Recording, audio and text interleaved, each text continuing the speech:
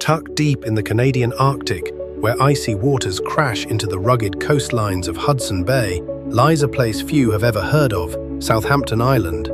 It's massive, nearly the size of Switzerland, but it's not just the scale that sets it apart. This island holds the remnants of a lost civilization, extreme Arctic wildlife, and a landscape shaped by ancient ice and isolation. It's a forgotten corner of the world that tells one of the most powerful stories of survival and loss in the far north.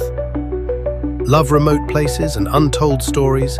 Subscribe to Beyond Atlas Explore and join us as we head further off the map. Let's dive in.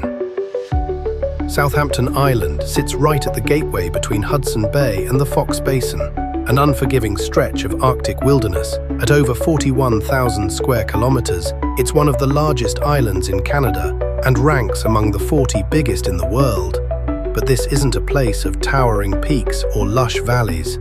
The island is shaped by ice, flattened, carved and scraped clean by glaciers from the last ice age.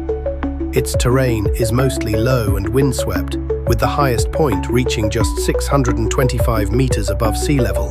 The ground is marked by endless lakes, wetlands and tundra, giving the entire island a surreal, almost otherworldly appearance.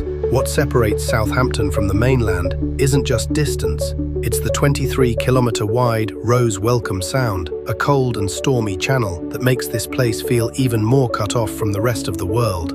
This is the kind of landscape where the horizon stretches forever, where land and sky blur into one, and where isolation shapes everything. Living on Southampton Island means surviving some of the harshest conditions on Earth. Winters here are brutal, temperatures regularly plunge below -40 degrees, and the wind doesn't let up. Even in summer, it rarely climbs above 10 degrees Celsius. The island only sees about 60 frost-free days a year. That's barely 2 months where anything green can grow. For both people and wildlife, it's a constant battle against the cold, the wind, and the isolation. But somehow, life finds a way.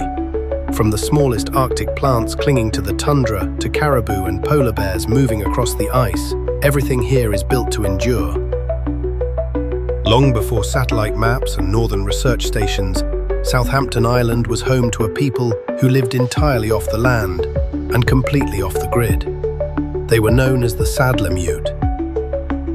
Cut off from the mainland by treacherous waters, the Sadlermiut developed in near-total isolation. Unlike most Inuit communities that relied heavily on seals and whales, these people built a way of life around the island's vast herds of caribou and the seasonal runs of Arctic char that filled its rivers and lakes. Their survival was tied to the land in the most literal sense. They traveled across the island in small, mobile groups, always moving with the rhythms of the animals they depended on. Archaeological finds suggest their culture was distinct from other Inuit groups. They had their own dialect, tools, and traditions. Generations of knowledge were passed down in a place no outsiders had ever seen. They weren't just a remote Inuit community. They were their own civilization, shaped entirely by Southampton Island's extreme environment. For centuries, they thrived here, until the outside world came calling. In 1824, British naval officer George Lyon landed on Southampton Island during a Hudson Bay expedition. What he found stunned him: a thriving, self-sufficient community that had never seen outsiders before. The Sadlermiut had no firearms, no metal tools, and no concept of the world beyond their island. Yet they were strong, healthy, and deeply in tune with their environment. They had mastered Arctic survival. Their homes, sturdy structures made of stone and turf, were built to withstand the island's punishing storms. Their knowledge of the land and its patterns was unmatched. If you're enjoying this journey into one of Canada's most remote corners, consider subscribing to Beyond Atlas Explore. I'm aiming to reach 100 subscribers, and every click helps keep these stories alive. But the moment of contact also marked the beginning of the end. In 1896, a whaling ship docked at Southampton Island. On board were diseases like influenza and typhus, illnesses the Sadlermiut had never encountered. Within just a few years, the entire population was gone. By 1903, the last of them had died. A culture that had endured for centuries disappeared almost overnight. What happened on Southampton Island is one of the Arctic's most heartbreaking chapters, a reminder of how fragile isolation can be when the modern world arrives. After the tragic loss of the Sadlermiut, Southampton Island remained uninhabited for decades, but nature didn't slow down. In fact, without human interference, it flourished. Today, the island is home to one of the largest populations of barren ground caribou in the Canadian Arctic, around 15,000 strong. These caribou are a bit smaller than their mainland relatives, adapted to the island's tougher terrain and harsher winters. Southampton also sits right in the heart of polar bear country. Its remote coastlines are prime denning grounds for mothers with cubs, and the surrounding seas provide a rich feeding ground filled with seals. Then there are the birds. Every summer, as the tundra thaws, millions of migratory birds descend on the island. Sandpipers, tundra swans, geese, virtually every Arctic species nests here, taking advantage of the island's wetlands and long daylight hours. Offshore, the water comes alive too. Narwhals, beluga whales, walruses, and multiple seal species cruise the currents around the island. You'll even find haul-out sites along the coast, where walruses gather in large numbers to rest and socialize during the warmer months. It's wild, untouched, and teeming with life, a rare Arctic sanctuary where ecosystems still follow their ancient rhythms. By the mid-20th century, scientists began to realize what a biological goldmine Southampton Island really was. In the 1950s and 60s, Canadian researchers launched expeditions to study its wildlife. What they found confirmed what nature had already made clear. This island was one of the most important Arctic habitats in the country. To protect it, the Canadian government established 2 official bird sanctuaries, covering thousands of square kilometers.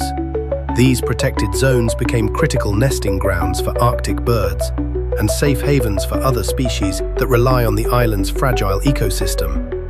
Thanks to these efforts, caribou herds remain stable, polar bears continue to thrive, and Southampton Island is still one of the most significant staging areas for migratory birds in North America. Today, the island is home to just one permanent community, Coral Harbour, a town of just over 1,000 people. Despite its small size and remote location, Coral Harbour plays an important role in maintaining local knowledge and stewardship of the land. Interestingly, it's also one of the few places in Canada that doesn't observe daylight saving time. Time moves a little differently here, just like everything else on Southampton Island. Southampton Island is a place shaped by extremes, of climate, of isolation, of survival. It holds the memory of a lost people who built a life here against the odds, and it stands as living proof of nature's resilience. While the Sadlermiut are gone, their story still echoes across the tundra, in the silence between the caribou herds and the cry of migrating birds overhead. This island is more than a remote spot on the map. It's a reminder that the Arctic is full of stories, some tragic, some awe-inspiring, that the rest of the world is only just beginning to hear. So next time you look at a map of the Canadian North, pause at the empty space between Hudson Bay and Fox Basin. That's Southampton Island. And now you know what it holds.